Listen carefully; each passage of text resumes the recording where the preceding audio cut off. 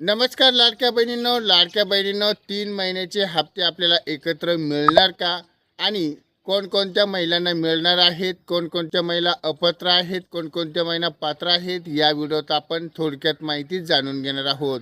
चॅनलवरती नवीन असाल तर चॅनलला सबस्क्राईब करा, लाईक करा आणि आपल्या लाडक्या बहिणींपर्यंत नक्की शेअर करा. आपण बघितलं असेल 3 महिने झालेत, म्हणजे मार्च, एप्रिल, मे आणि या 3 महिन्याचे हप्ते अजूनही आपल्या लाडक्या बहिणींना मिळालेले नाहीत. ते रखडलेले हप्ते केव्हा मिळणार, तर असं एक आपल्याला मोठी अपडेट आपण या व्हिडिओत बघणार आहोत. काही महत्त्वाचे प्रश्न असतील, त्या प्रश्न आपण लाडक्या बहिणींचे आपण बघणार आहोत. त्यासाठी हा व्हिडिओ एकदम शेवटपर्यंत बघा. आपण बघितलं असेल की लाडकी बहीण योजनेचा जो मार्च महिन्याचा हप्ता आहे, पण आता एप्रिल पण संपला, मे संपला, आता मे हा एक सुरू झालेला आहे, पण या मे महिन्यातही अजून लाडक्या बहिणींचा हप्ता आला नाही.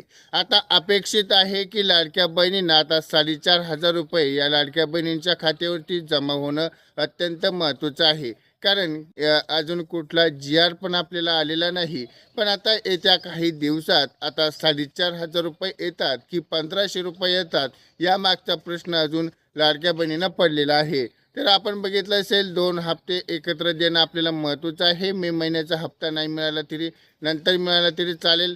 पण लाडक्या बहिणींना एक महत्त्वाचं आहे की 3,000 रुपये तरी लाडक्या बहिणींना एक जी-आर काढून या जी-आरच्या माध्यमातून दोन्ही हप्ते एकत्र द्यावेत.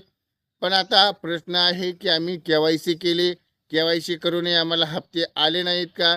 हप्ते कधी येणार? किंवा अपात्रता महिलांना जो प्रश्न पडला असेल की आपण बघितलं असेल आता के-वाय-सीची प्रक्रिया आता पूर्ण झाली आणि के-वाय-सी पूर्ण करून बऱ्याच काही लाडक्या बहिणींना के-वाय-सी केली नाही. त्यांनी समजून जायचं की आपल्याला कुठलाही हप्ता येणार नाही.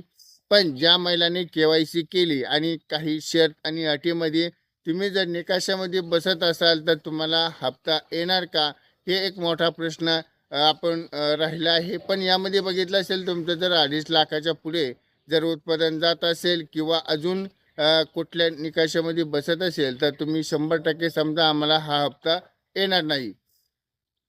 आता आपण बघितलं असेल की आता ज्या पात्रता महिला आहेत ज्यांना जूनपासून किंवा नोव्हेंबरपासून किंवा या फेब्रुवारी महिन्यापासून हप्ता आता ज्यांना आलेला आहे, त्या महिलांनी कुठलीही चिंता करण्याची गरज नाही. तुम्हाला आत्ता हप्ते बंद झाले होते आणि आता हप्ते पुन्हा चालू झालेले आहेत, तर तुम्हाला कुठलीही चिंता करायची गरज नाही. तुमचं अकाउंट के-वाय-सी वगैरे करण्याची कुठली गरज नाही. तुमचं फक्त बँक अकाउंट तुमचं ॲक्टिव्ह असणं गरजेचं आहे. येत्या काही दिवसात आपल्याला हा जी-आर येणार आहे आणि जी-आरच्या माध्यमातून आपण वितरण हे सुरू होईल आणि लवकरात लवकर आपण या अपडेट आपण बघणार आहोत.